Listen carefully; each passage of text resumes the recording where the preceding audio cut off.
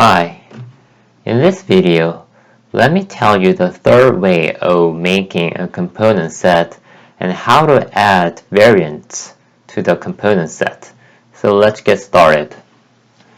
So let me make a rectangle first and color it as red, and then make this as a component, and let me use slash naming conventions.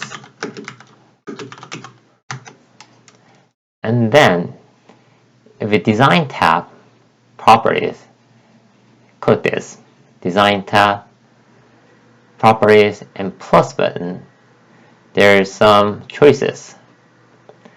And I think variant is the general choice, so let me choose this. And there is a square we want, but there are no other variants, so we need to add this. So there are some ways to add variants, and let me tell you the first way in this video. So if you click the button, you can copy the variant.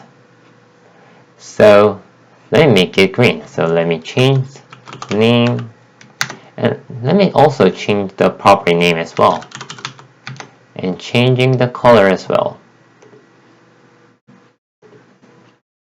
And let's see if it works perfectly.